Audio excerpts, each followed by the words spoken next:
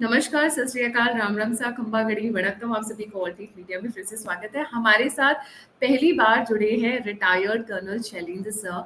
आई think ऐसा कोई hardly होगा जो सर को नहीं पहचानता होगा, क्योंकि sir Republic TV, times now, news nation, news 18 सभी टीवी चैनल्स पर अपनी मिलिट्री एक्सपीरियंस और मिलिट्री से रिलेटेड जो एक्सपर्टीज होती है उस पर बात करते हुए नजर आते हैं। आई एम रियली ऑनर्ड कि आज सर मेरे प्लेटफॉर्म पर आए हैं। Sir, a very warm welcome on the show. बहुत बहुत धन्यवाद। Thank you very much. जय हिंद। जी सर, इसराइल और हमास का वॉर इंटेंसिफाई हो रहा था। ग्राउंड इन्वेजन की बात चल रही थी, अभी तक हुई नहीं। इस बीच में यूएस के बेसिस लगातार अंडर अटैक आ गए हैं and there been so many incidences. सिराक एरिया रिसेंट है, उससे पहले हुतीज ने यमन से उन पे मिसाइल दागी, और ऐसा लग रहा है ये इंटेंसिफाई हो रहा है। निशाना इसराइल पे था, बट ऐसा लग रहा है यूएस की तरफ मुड़ गया है ये। जी सर, ओवर टू यू। मुझे आपसे 30 सेकंड चाहिए होंगे। पहली बात, मैं आपको और आपके दर्शकों को क्लियर कर दूं, I am not a expert at all. लेकिन यस, मैं कुछ थोड़े अपने एक्सपीरियंस की वजह से 30 साल के आपको जो सिचुएशन है उसका एक एनालिसिस कर कर एक कंक्लूजन पर जरूर आ सकता हूं। So please don't treat me as a expert, I am just a analysing man. और दूसरी जो बड़ी बात यह है कि आपने मेरे इंट्रोडक्शन में कह जरूर दिया कि रिपब्लिक, टाइम्स नाउ और पता नहीं कौन कौन से टीवी, लेकिन आज मेरे लिए सबसे इज्जत की बात है कि फाइनली मैं आपके शो में एंटर कर पा रहा हूं। ये मेरे लिए सबसे बड़ा ऑनर है। I think rest all are minor channels, yours is a better part of my life, I can से।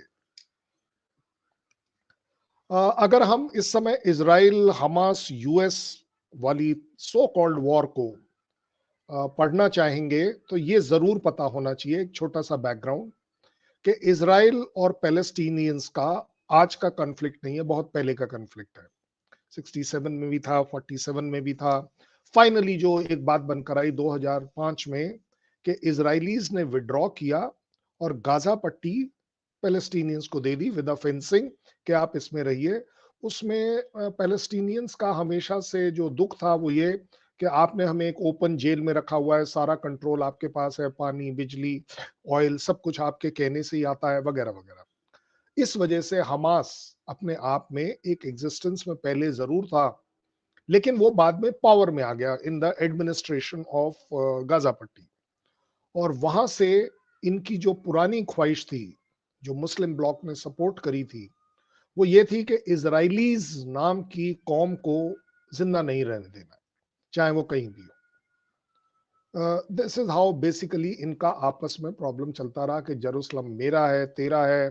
पहले हम आए थे तो इजराइलीज ने प्रूव कर दिया कि नहीं जी, आप तो कभी थे ही नहीं, हम यहाँ पर पिछले 300 साल से थे, 500 साल से थे, वगैरह वगैरह। उसमें हमें पढ़ने की ज्यादा जरूरत नहीं है, it is all on record.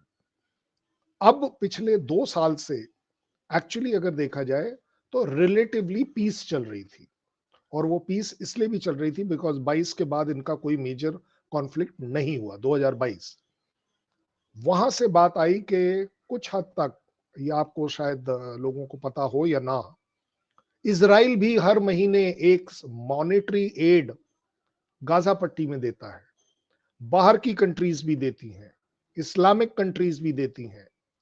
So there is a very huge aid which is coming to Palestinians in Gaza पट्टी। क्योंकि पिछले 1.5-2 साल में कोई बहुत बड़ी एक्टिविटी नहीं हुई, तो ऐसा समझा जाना चाहिए कि हमास ने अपने आप को रीऑर्गेनाइज किया, और इस सब के पीछे leading from the front is the Israel, sorry, Iran. Iran ने उनको सबसे ज्यादा मदद करी। बाकी भी करते हैं, मॉनिटरली करते हैं, मॉरली भी करते हैं, रिलीजियसली भी करते हैं, मैं ये भी कह दूंगा। और बेसिक कॉमन पॉइंट मुस्लिम ब्लॉक और हमास और पैलेस्टीनियंस में is the connect for Muslim, hate for Jews. This is on record and nobody can deny this. वहां से बात चली कि इकोनॉमिक डेवलपमेंट को देखकर एक बहुत बड़ा उम्मीद जागी कि मुस्लिम वर्ल्ड शायद इकोनॉमिकली ग्रो करना चाहता है, इसलिए भी शायद लड़ाई नहीं हो रही। और वहां पर शायद कॉम्प्लिसेंसी आ गई, लापरवाही आ गई इसराइल में कि एक माहौल अच्छा बन रहा है, जहां अब सब लोग हमारे साथ मिलना चाहते हैं। और इसमें लीड किया था सऊदी अरेबिया ने, सऊदी अरेबिया के किंग ने। और वहीं से इंडिया का भी एक कनेक्ट आया, क्योंकि अभी रिसेंट G20 में ये बात चली कि इंडिया से लेकर हाइफा पोर्ट तक एक कनेक्टिविटी बने और हाइफा पोर्ट से आगे। और इसमें जो रूट है उसमें Saudi Arabia was also gaining और उसको एक एक्सेस मिल रहा था हाइफा पोर्ट का। बाय द वे, इंडिया का एक और इंटरेस्ट है कि हाइफा पोर्ट की जो लीज है वो इंडिया के अडानीज के पास है। तो ये भी हमारे लिए एक अफेक्ट करता है कि हमारे को भी इकोनॉमिक गेन्स होने थे। और वहां से फिर यूरोप में जो सामान जाना था वो बाय शिप जाना था। तो एक तो डिस्टेंस, एक rate of rapid rate of transit, ये सारी चीजें मिलकर सबको विन विन सिचुएशन बना रही थी। स्ट्रैटेजिकली हम मान सकते हैं कि ये सी पैक के बदले में हमने रखा था कि सी पैक जो चाइना का है उसको हम चैलेंज कर पाए। ये एक अच्छा प्रपोजल था और बड़ा अच्छे से वेलकम भी हुआ था। बीच में ये जो टाइम था इसमें हमास को सपोर्ट देकर इसराइल ने ग्रो अप किया, फाइनेंशियली किया, रॉकेट्स भेजे, रॉकेट्स बनवाए और काफी कुछ उन्होंने उनको टेररिज्म पॉइंट ऑफ व्यू से किया। और 7 तारीख को नशे में धुत करके इन्होंने अपने लोगों को भेजा और इसराइल में इन्होंने एंटर किया। इसराइल जब तक उसको डिटेक्ट कर पाता वो लेट हो गया था और वहां से कॉन्फ्लिक्ट स्टार्ट हुआ कि 7 तारीख को इन्होंने कत्लेआम मचा दिया as far as Israel is concerned. और इसराइल ने 8 तारीख के बाद एक और कत्लेआम मचा दिया गाजा स्ट्रिप में बाय बम्बार्डमेंट। ये है अब ओवरऑल डिस्प्यूट। अब इस डिस्प्यूट में सबसे बड़ी बात आती है कि इसराइल बॉम्बिंग कर रहा है गाजा पट्टी को, उसका दूसरा फ्रंट लेबनान साइड में हिजबुल्लाह ने भी खोल दिया, एक और गोलन हाइट्स में भी खोल दिया हिजबुल्लाह ने, वेस्ट बैंक में भी खोल दिया। ये सारी चीजें एक्चुअली इसराइल के अंदर आती हैं लेकिन they are administered like what should I say, Golan heights this is occupied by Israel, is the only height. So वहां से एक और नई चीज चल पड़ी कि जो हमास ने 200-250 होस्टेजेस लिए थे वो अब अपने आप में सबसे इंपॉर्टेंट हो गया। इसका बैकग्राउंड कि वो क्यों इंपॉर्टेंट हो गया कि इसराइल ने अपने एक सोल्जर को 4 साल की कैप्टिविटी जो हमास ने रखी थी उसके बाद छोड़ा और उसके बदले में हमास को 1100 बंदी जो इसराइल में थे उनको छोड़ना पड़ा एक्सचेंज में। इसलिए अब ये बात आ गई कि हमास वाज स्ट्रैटेजिकली उनकी प्लानिंग थी कि इस बार अगर हम होस्टेजेस लेंगे तो शायद इसराइल हमारे ऊपर वो नहीं कर पाएगा जो वो अभी कर रहा है। और आज अगर आप देखें पूरी दुनिया में इस समय चाहे वो प्रो पैलेस्टीनियंस हो चाहे वो प्रो इसराइल हो, एम इस समय 2 ही हैं। एक, किसी तरह होस्टेज क्राइसिस सॉल्व हो जाए तो ये युद्ध अपने आप में थोड़ा धीमा पड़ जाएगा, रुक जाएगा। दूसरा, जो सभी कंट्रीज की टॉप प्रायोरिटी है इस समय, कि कहीं ये युद्ध उनकी टेरिटरी के अंदर ना आ जाए, इंक्लूडिंग ईरान, इंक्लूडिंग थ्रेटनिंग चलती रहेगी लेकिन ये सब अपनी धरती पर युद्ध नहीं लाना चाहते। क्योंकि अगर युद्ध का आकार बढ़ता है, इंटेंसिटी बढ़ती है, तो सबसे बड़ा जो तकलीफ आती है वो ये है कि अगर एक बड़े स्केल का सो कॉल्ड विश्व युद्ध होगा तो उसमें न्यूक्लियर वेपन्स आ जाएंगे। इसलिए मुझे लगता है डिप्लोमेटिकली, स्ट्रैटेजिकली सभी देश इस बात को नहीं चाहते और चाहना भी नहीं चाहिए, because nuclear is war, weapons of no war, कि वॉर ना हो उसका डिटरेंस है। वहां से अब आपका स्टार्ट होगा as far as US is concerned. 8 तारीख को, 7 तारीख को ये इंसिडेंस हुआ, 8 तारीख को यूएस ने डिक्लेयर कर दिया कि हमारी जो मिडिल ईस्ट में डिप्लॉयमेंट है अब हम उसको बढ़ाएंगे। और उसको बढ़ाने का सबसे बड़ा स्ट्रैटेजिक कदम जो आज तक यूएस ने कभी नहीं लिया है कि 12 घंटे 7 तारीख के बाद उन्होंने अपने aircraft carrier strike group move कर दिया। वर्ल्ड का सबसे लेटेस्ट, वर्ल्ड का सबसे बड़ा, एक तरह से पूरी की पूरी army, that is Gerald Ford, जो उनका एयरक्राफ्ट कैरियर ग्रुप है, स्ट्राइक ग्रुप है। ये अपने आप में एक पूरी आर्मी है। ये वो काम कर सकता है जो एक आर्मी शायद ना कर पाए। क्यों? क्योंकि उसका जो स्वरूप है उसका जो साइज है, उसके ऊपर जो एयरक्राफ्ट लगे हुए हैं, वो अपने आप में बहुत ज्यादा मायना रखते हैं। साथ ही साथ उन्होंने F-15 जो हैं वो सीरिया के साथ में डिप्लॉय कर दिए, जहां पर उनका बेस है, यूएस का बेस है। और इसी तरह उन्होंने जॉर्डन और बाकी जगहों पर भी अपग्रेडेशन कर दिया। जब उन्होंने देखा, यूएस ने देखा कि चीजें शायद सीरियस हो रही हैं, क्योंकि इस्लामिक ब्लॉक मिडिल ईस्ट में शायद यूएस का साथ ना दें इसराइल के खिलाफ, और इसराइल के ऊपर बॉम्बिंग कर दें या अटैक कर दें, इसको एक डेटरेंस के तौर पर उन्होंने अपना second aircraft carrier strike group again Mediterranean में डिप्लॉय कर दिए, जिसके बहुत बड़े दो मतलब ये हैं कि मेडिटेरियन सी से 1000 किलोमीटर के रेडियस में कोई कंट्री ये दुस्साहस नहीं करेगा कि वो इस लड़ाई को बढ़ा दे। और उसमें सबसे बड़ा target is the middle east, because middle east की कंट्रीज से जो डर है वो सिर्फ इस बात का है कि वो मुस्लिम होने की वजह से एकजुट हो सकते हैं, किसी भी तरह की गलती कर सकते हैं। ये एक बड़ी वजह है। ये जैसे आप मैप पर भी देख पा रहे हैं, ये जो मेडिटेरियन सी है, इसमें 2 एयरक्राफ्ट कैरियर ग्रुप आना, मेरे हिसाब से समझ लीजिए कम से कम 200 किलोमीटर का इलाका विद इन दी मेडिटेरियन सी बिल्कुल टोटली सैनिटाइज है।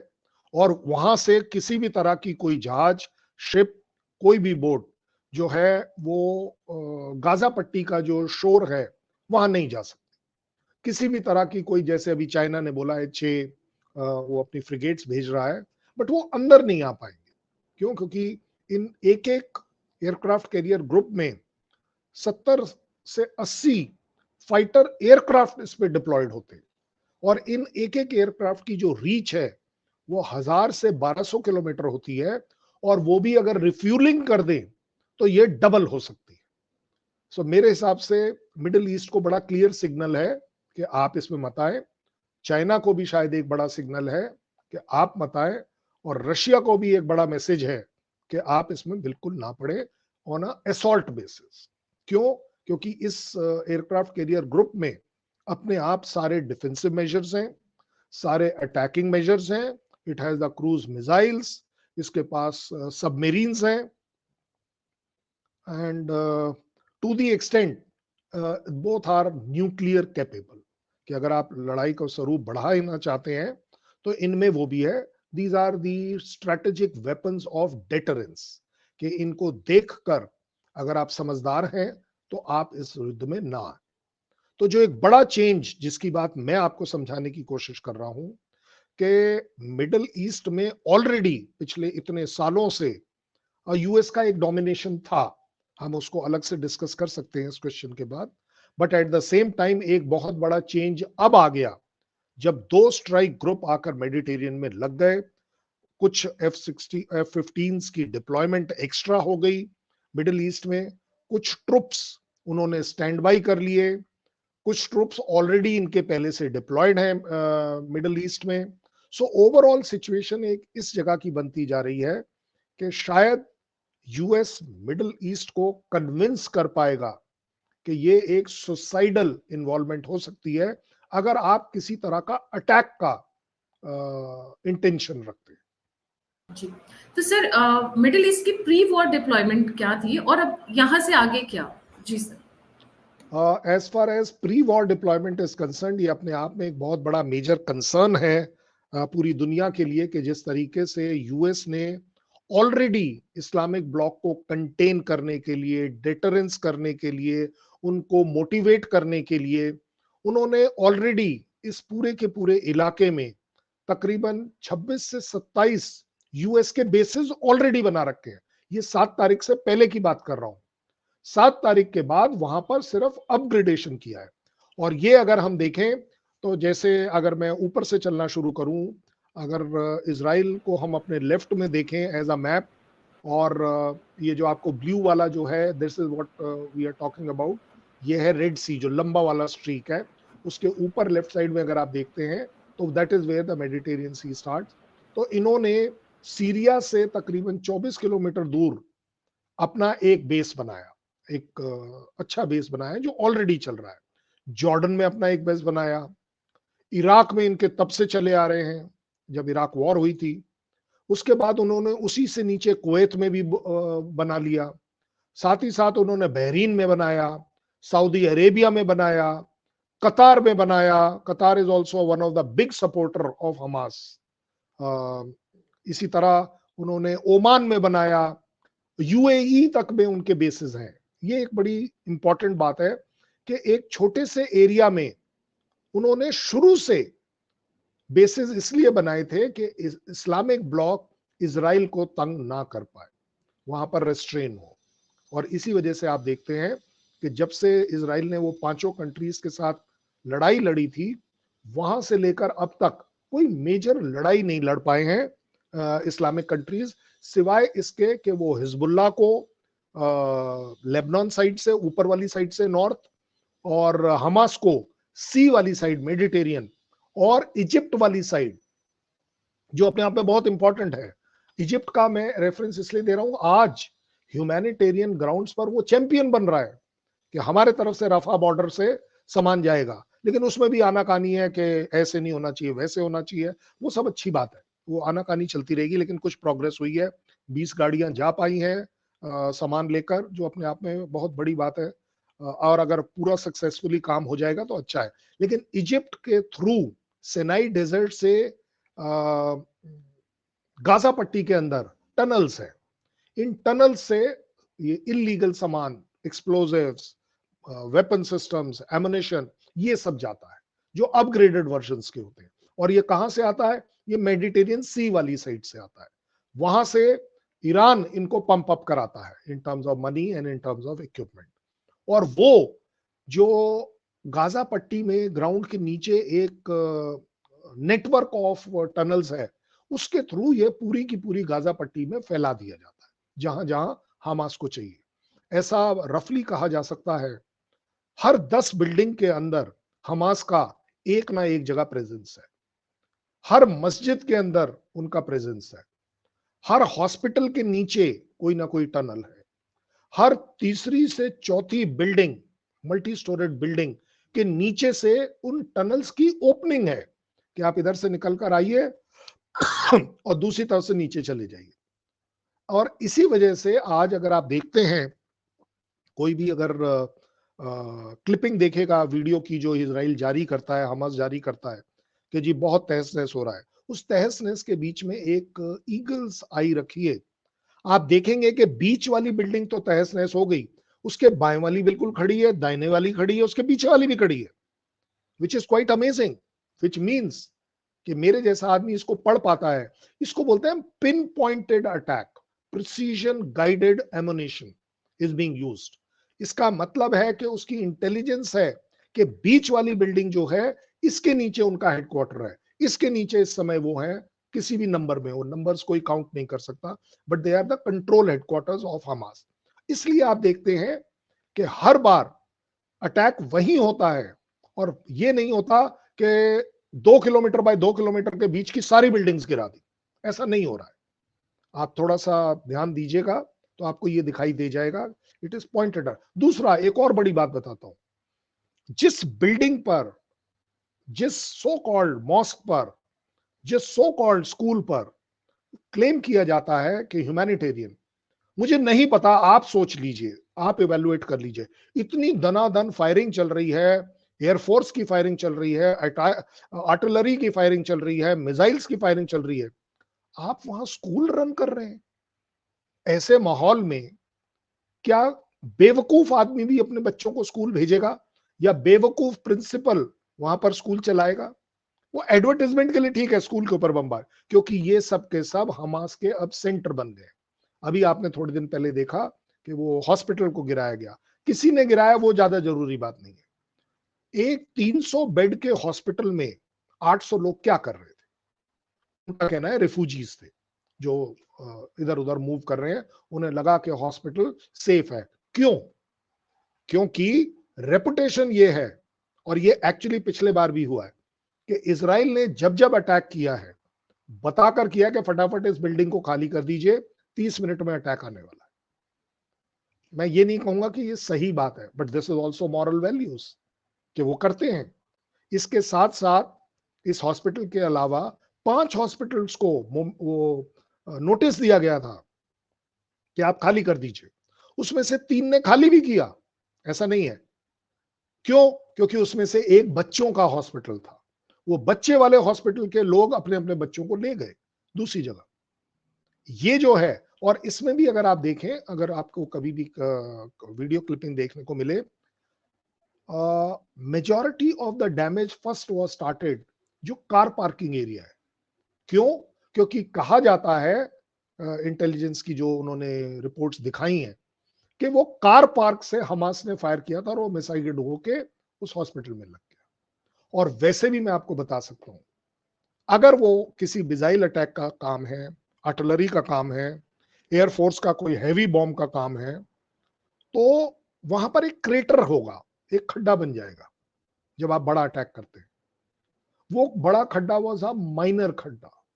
दैट मीन्स कोई वेपन बहुत छोटे किस्म का है। ये कोई 100,000 पाउंडर बॉम्ब नहीं है। 1000 pounder bomb creates hell of a problem for anybody and everybody. So अगर अब आप इस टोटल चीज को देखें तो आपको ये जरूर दिखाई दे जाएगा कि यूएस हमेशा से मुस्लिम ब्लॉक के ऊपर शक करता था कि वो इजराइल को कभी भी तंग कर सकता है, क्योंकि हिस्टोरिकली 5 लड़ाइयां पहले हो चुकी। इसलिए उसने इन सब जगहों का जो मैंने आपको बताया, ये तकरीबन 26 से 27 air bases, naval bases, army bases, जहां पर ऑन ग्राउंड, जैसे इराक, पीपल आर देयर, 2-3 हजार ट्रुप्स वहां रह रहे हैं। सो इस तरह, हालांकि कम है, लेकिन उन्होंने फिर भी रखा है। कई जगहों पर तो तीनों फोर्सेस रखी हुई हैं उन्होंने, एयरफोर्स, नेवी एंड आर्मी। सो ये डालने से आपको सबसे बड़ा फायदा यह है कि वो वाली कंट्री शायद हिम्मत नहीं कर पाएगी कि वो इस तरह के अटैक्स में भाग ले, बढ़ चढ़ के भाग ले। ईरान इतना कुछ कह रहा है कि हम ये कर देंगे, वो कर देंगे, लेकिन अभी तक वहां से कोई एक चिड़िया भी नहीं उन्होंने उड़ाई है। क्यों? क्योंकि वो नहीं चाहते कि ये लड़ाई कहीं उनके झोले में ना आ जाए, उनकी गोद में ना आ जाए। That is why they are still supporting Hamas, Abdullah, Hezbollah, ये सबको वो सपोर्ट कर रहे हैं। लेबनान सपोर्ट कर रहा है, लेकिन लेबनान अपने आप में अटैक नहीं कर रहा है। उसके पास भी ऑर्गेनाइज आर्मी है, ईरान के पास भी ऑर्गेनाइज आर्मी है। अगर देखिए, हमें सबसे पहले तो डिस्टिंग्विश ये करना चाहिए कि इतनी जगहों पर यूएस ने फोर्सेस क्यों लगा रखी है। क्योंकि उसका शक है, और ये प्रूवन है, कि ये मुस्लिम कंट्रीज मुसलमानियत के नाम पर इसको मिसयूज कर कर आपके टेररिस्ट को सपोर्ट करते हैं। ये मैंने नहीं कहा, इवन पाकिस्तान मानता है। आज पाकिस्तान ने तो बचकानी बात कर दी कि हमारा जो एटम बॉम्ब है वो इस्लामिक बॉम्ब है, और उसका इस्तेमाल इस्लाम के जो भी खिलाफ है उस पर किया जाना चाहिए। खाना खा नहीं पा रहे, अपने लिए कुछ कर नहीं पा रहे, आप अपने बॉम्ब को इस्लामिक बोलकर आप एक टेरर फैला रहे हैं। सो यहां पर डिफरेंस आ जाता है कि क्या इजराइल की और पैलेस्टीनियंस की लड़ाई पैलेस्टीन वर्सेस इजराइल है, या it is Hamas terrorism versus Israel है। That is why you find ये सारी फौज लगी हुई। क्यों? क्योंकि यूएस के पास एक इंटरनल प्रेशर है कि टेररिज्म के खिलाफ वो नहीं मानेंगे। जब से वो 9/11 हुआ है, they are very very particular, the citizens of government गिर जाएगी अगर वो इस तरह कुछ करे। बट फिर भी अभी अगर आप देख रहे हैं कि जिस तरह की एड और सब कुछ अनाउंस किया जा रहा है, वो मैक्रोन भी आ गए, सुनक भी आ गया, जर्मन चांसलर भी आ गए, ये यूएस प्रेसिडेंट भी चले गए, ब्लिंकन बेचारा 3-4 बार होकर आ गया। क्यों? सो दैट लड़ाई बढ़े ना, लड़ाई को किसी तरह कंट्रोल करके रोक लिया जाए। I think that is their aim. And उस एम के तहत जितना भी सामान यहां आ रहा है, ये मार्क माय वर्ड्स, जो इजराइल में आ रहा है, हजारों करोड़ों का सामान, उसके साथ साथ हर कंट्री का अध्यक्ष जो विजिट कर रहा है वो पैलेस्टीनियंस ऑफ हमास के लिए भी एड दे रहा है। What a beautiful system of check and balances. कि सुनक अगर आते हैं, सामान देते हैं इजराइल को, $10 मिलियन पैलेस्टीनियंस को गाजा के लिए दे रहे हैं, डेवलपमेंट के लिए दे रहे हैं। मैंने अभी आपको बताया इजराइल हर महीने देता था। मैं कह रहा हूं कि आप इस चीज को देखिए कि क्यों हो रहा है ये सब, सो दैट कभी भी ये हमास मेरे यूएस में आके मेरे पास ना अटैक कर दे, मेरे ब्रिटेन में आके ना कर दे, मेरे फ्रांस में आके ना कर दे। क्या बढ़िया बात है। और अभी जो तकलीफ आ गई है वो आ गई है सिर्फ इस बात की कि ये लड़ाई अगर किसी वजह से नहीं रुक पाती तो ये जाएगी कहां, जो आपका सवाल था। मुझे लगता है इंक्लूडिंग इजराइल, जैसे अभी हमास ने अपील क्या करी, हमास ने बोला बॉम्बिंग रोक दीजिए तो हम बंधकों की बात करने के लिए तैयार है। वो 85 ईयर ओल्ड जो बेचारी ओल्ड लेडी को इन्होंने कल छोड़ा है, 85 ईयर की लेडी को आप किडनैप कर रहे हो, ये है आपका ह्यूमैनिटेरियन चेहरा। हमास से ये जरूर पूछना चाहिए कि अगर आप ह्यूमैनिटेरियन ग्राउंड पे बॉम्बिंग बंद करवाना चाहते हो, क्यों करवाना चाहते हो। हमास के पास जो बोलते हैं ना तुरुफ का इक्का, जिसको सबसे ज्यादा वैल्यू दी जाती है, वो है होस्टेजेस। अगर कल सवेरे होस्टेजेस दे दिए, मान लीजिए मेरी बात, इसराइल छोड़ेगा नहीं, चाहे कंट्रीज कुछ कहती रहे, कम कर ले ज्यादा कर ले, लेकिन वो छोड़ेगा नहीं। क्यों? क्योंकि दे नो इट कि इस बार हमने हमास को नहीं छोड़ना है। जहां तक बात है लोगों का कहना कि फिजिकली उसको गाजा पट्टी को ऑक्यूपाई करे ना करे, वो बहुत देर की बात है, बहुत आगे की बात है। That is the vision which you are looking at, but immediately attack is imminent. It may be small attack, it may be a very big attack. So जब आप लोगों को समझा रही हैं कि मिडल ईस्ट का रोल क्या है और यूएस की इतनी ज्यादा डिप्लॉयमेंट शुरू से क्यों है, it was only to contain कि मिडल ईस्ट शांत रहिए। आपका जो सो कॉल्ड आपका जो खौफ आप दिखाते हैं कि हम पेट्रोल नहीं देंगे, अगर कस्टमर्स ने खरीदना बंद कर दिया फिर आप कहां जाएंगे। सब कितना पेट्रोल बढ़िया बात रहेगा है भी कि कितने जर्मनी, साल? कितने नहीं साल वो रहेगा पार्ट उन्हें पेट्रोल की मालूम है, लिमिट भी आ रही है। वो this is the best part, they know it कि यूएस के पास पेट्रोल है, बहुत पेट्रोल है, लेकिन वो उसको नहीं निकाल रहा है, वो इनसे ले रहा है। वो उसके स्ट्रेटेजिक रिजर्व है। आपने जो बोला 10 साल और 15 साल और 20 साल और उसके बाद हमारी गाड़ी चलेगी। तो ये सारी चीजें सबको पता है, लेकिन कनेक्ट करने वाली बात है। आज मुझे लगता है सऊदी अरेबिया और इस तरह की जो कंट्रीज हैं जो थोड़े यंगर लॉट के क्राउन प्रिंस आए हैं, इन्हें मालूम है कि टेररिज्म से आप पैसा नहीं कमा पाएंगे। पेट्रोल बेचकर आप अपनी इकोनॉमी को बढ़ा जरूर लेंगे, लेकिन बिना इंफ्रास्ट्रक्चर के आपकी कंट्री की डेवलपमेंट नहीं हो सकती, जो आगे के दिनों की बात है।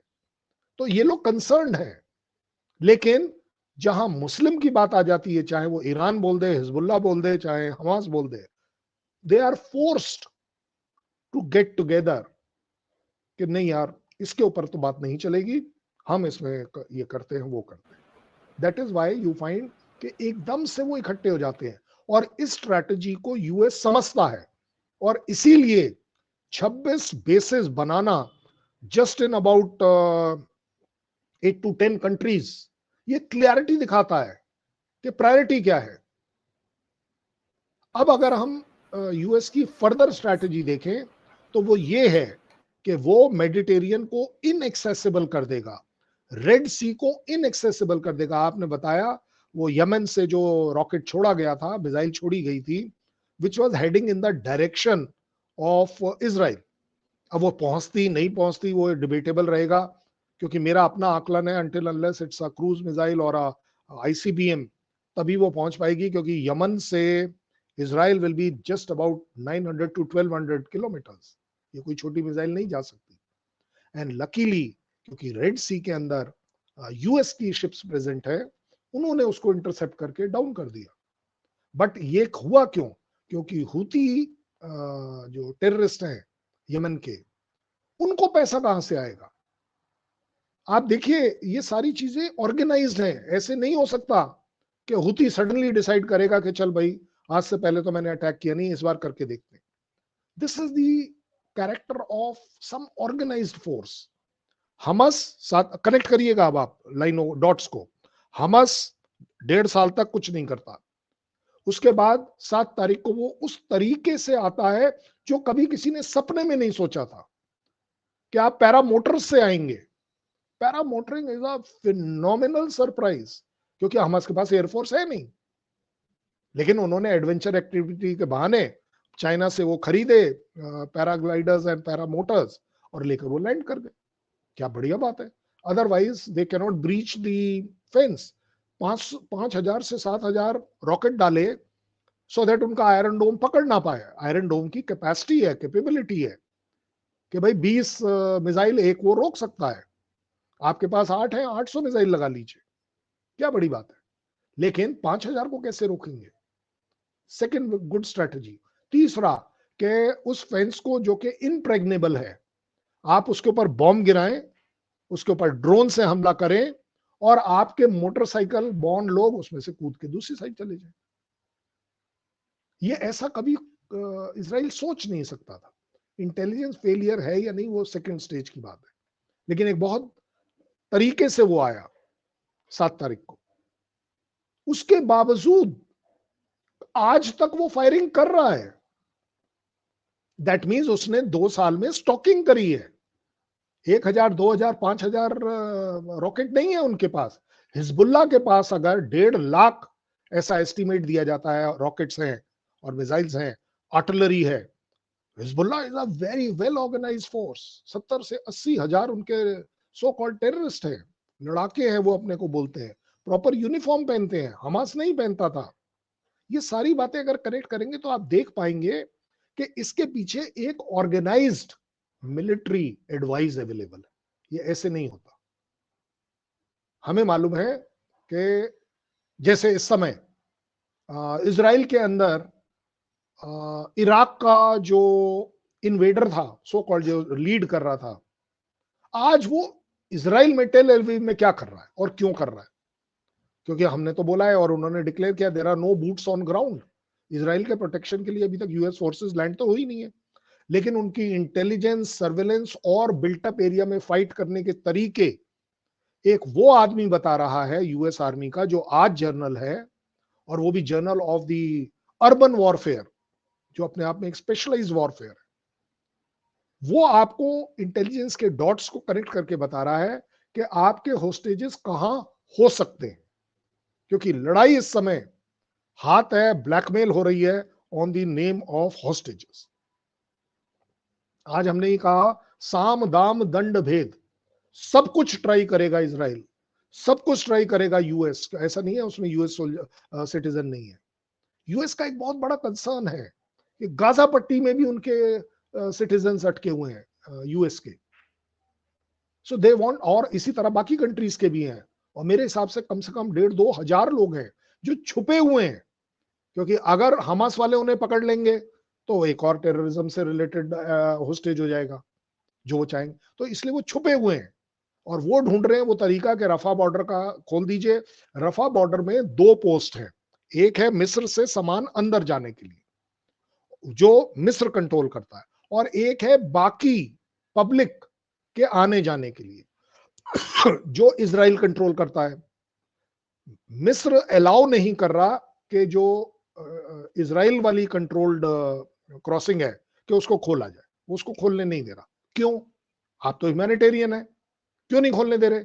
बोले नहीं, we don't want any Palestinians to come to our country, we cannot take such dangerous people. Wow, क्या स्टेटमेंट निकाली है। अब वो डेंजरस भी हो गए। बढ़िया बात देखिए, इसी तरह बड़ा दिल किया था काफी टाइम पहले जॉर्डन ने कि चलिए जी पैलेस्टीनियन रिफ्यूजीज को हम ले लेते हैं। ये आए, थोड़े दिनों में इन्होंने राजा को किक मार के हटा दिया और अपनी गवर्नमेंट बना ली। कनाडा में देख लीजिए, मैं कह रहा हूं फ्रांस में देख लीजिए, मैं कह रहा हूं लंदन में देख लीजिए कि they have already started doing this. So इसलिए Palestinians oblique Muslims are not liked. German chancellor ने बहुत अच्छा कहा कि अगर आप मुस्लिम हैं तो आप मुस्लिम में जाकर अपना मुस्लिमिज्म करिए, यहां पर आपको वो करना पड़ेगा जो जर्मनी के लॉ कहते हैं।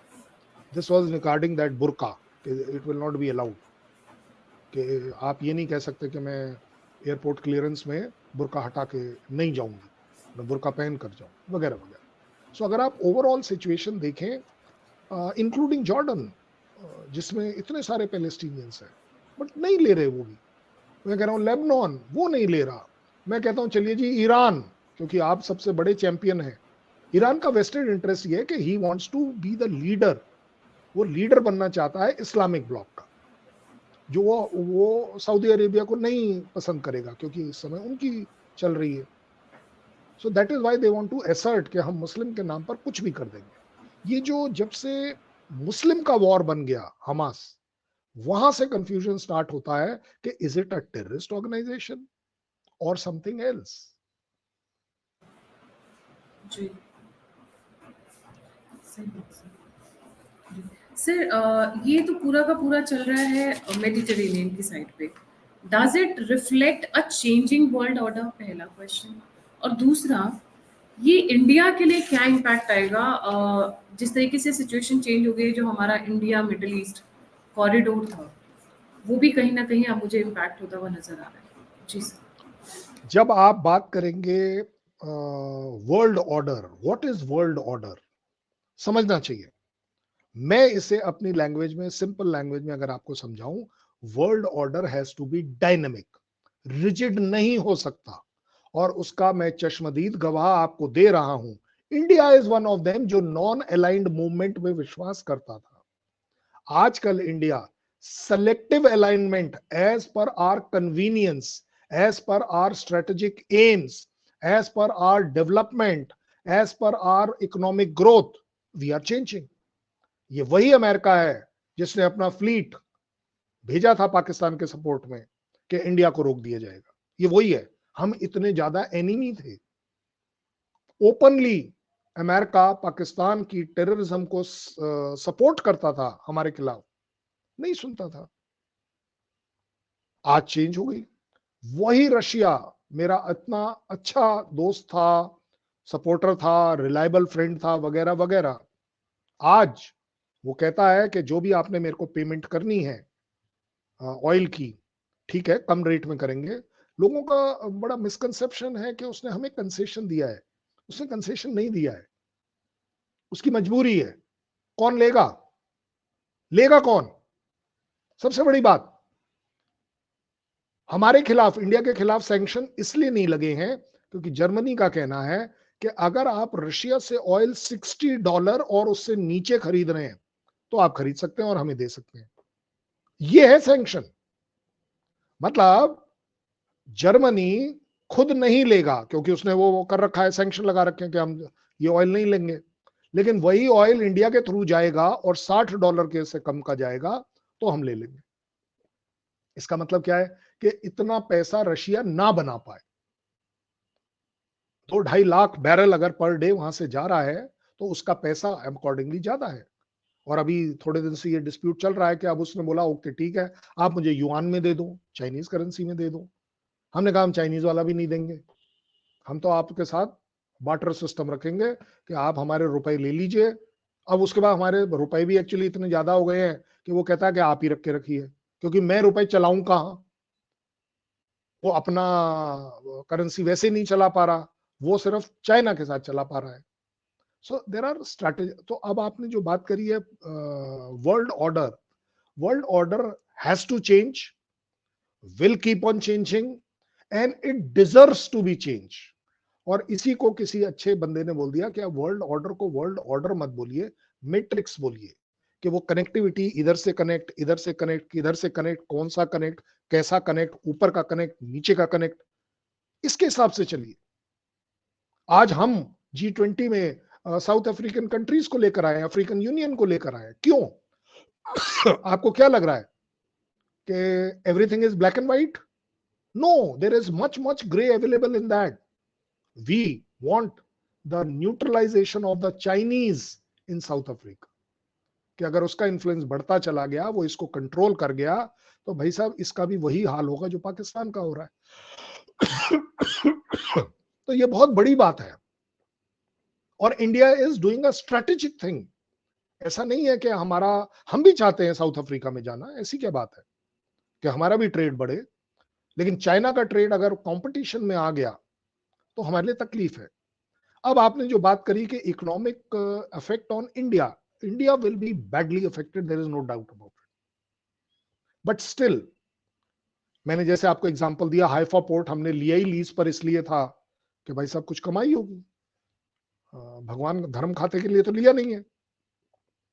अगर इकोनॉमिक कॉरिडोर बनता है तो उसके दो एम हो सकते हैं। एक है स्ट्रैटेजिक एम, जिसमें कि हम चाइना के सीपैक को एक तरीके से कंपटीशन दे दें, क्योंकि मानते हम भी हैं कि सड़क होना, कनेक्टिविटी होना, इंफ्रास्ट्रक्चर होना हमारे लिए भी ठीक है, लेकिन सीपैक वाले रोल में हम इसलिए नहीं करना चाहते क्योंकि हमारा और चाइना का जो एम है वो मिलता नहीं।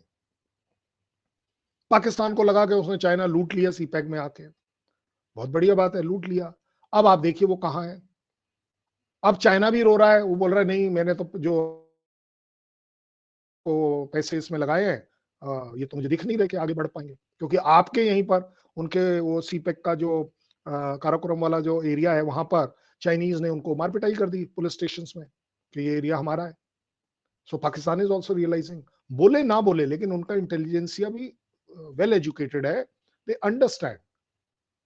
बीआरआई ले लीजिए, रोड इनिशिएटिव, क्यों क्यों वो उसको जो जो लोग जुड़ रहे हैं, क्यों? इकोनॉमिक गेन है। हमें लगा कि इनके साथ हमारा इकोनॉमिक गेन कभी नहीं आ सकता जिसमें चाइना लीडर हो। हमने एक नया वे आउट निकाला कि चलिए जी यूएस, आपको भी फायदा होगा, सस्ते में सामान पहुंचेगा, तेजी से सामान पहुंचेगा। हम इसको सऊदी अरेबिया के थ्रू लेकर और बीच वाली कंट्रीज को लेकर हाइफा पोर्ट तक ले आएंगे।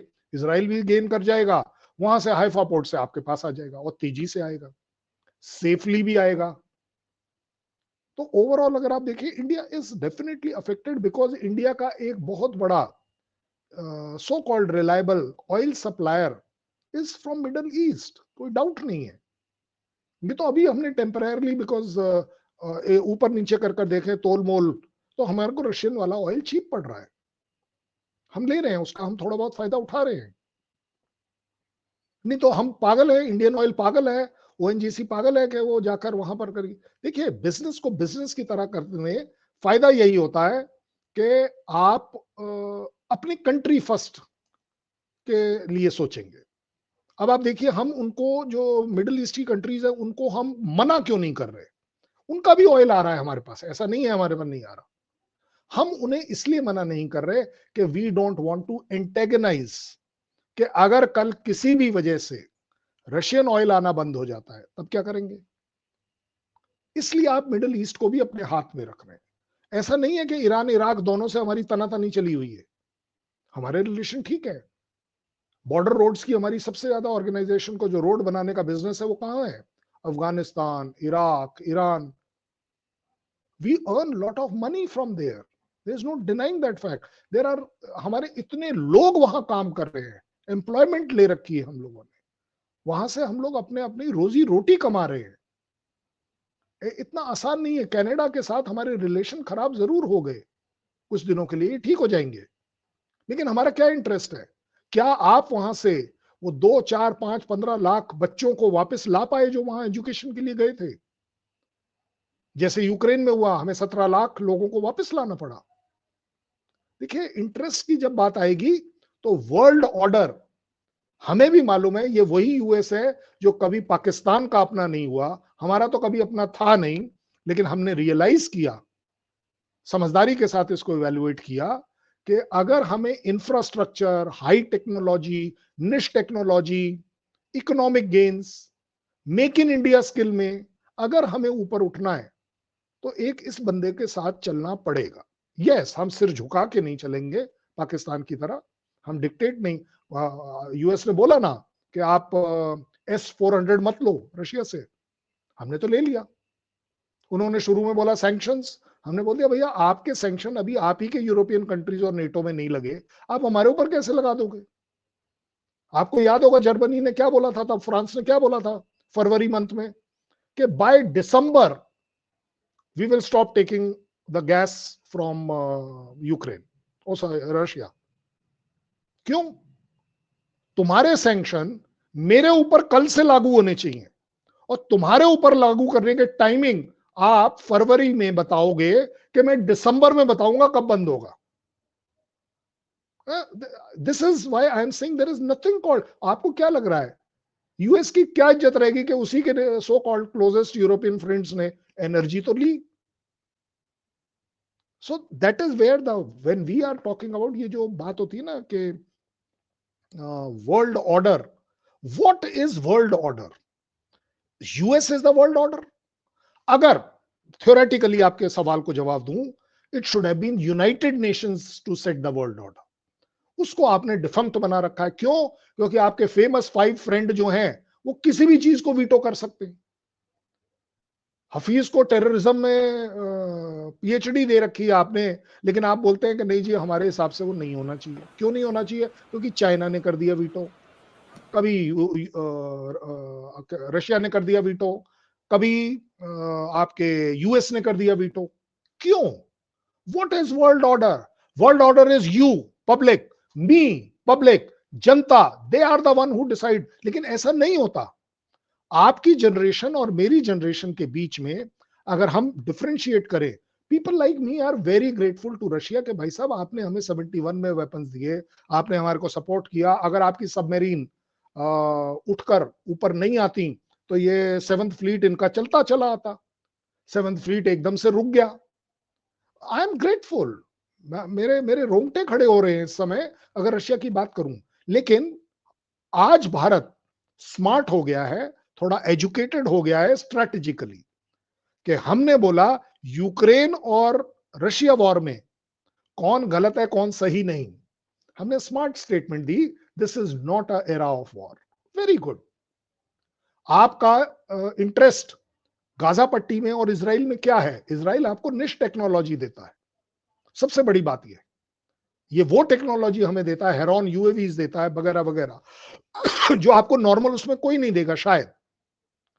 लेकिन आपने क्या किया? पैलेस्टीन को रिकॉग्नाइज करने वाले जो आज तक रिकॉग्नाइज नहीं कर रहे हैं, we were one of the first lot of countries जिसने इनको रिकॉग्नाइज किया। और अगर आपकी याद हो तो यासर अराफात को इंदिरा गांधी ने यहां बुलाया, गले मिली, एक कंट्रोवर्सी हो गई थी उस समय तो कि जी आप मुस्लिम के गले कैसे लग सकती हैं वगैरह वगैरह, वो पॉलिटिकल पार्ट है। But at the same time we recognise them. Can you say today कि नहीं हम आपको रिकॉग्नाइज नहीं करते? आपके यहां दिल्ली में उनकी एम्बेसी है। अब आप क्या स्टेटमेंट देंगे कि yes if it is a war of terrorism then we stand with Israel and we feel that Israel has a right to protect itself. But that doesn't mean that we are saying that Israel is Palestinians are wrong.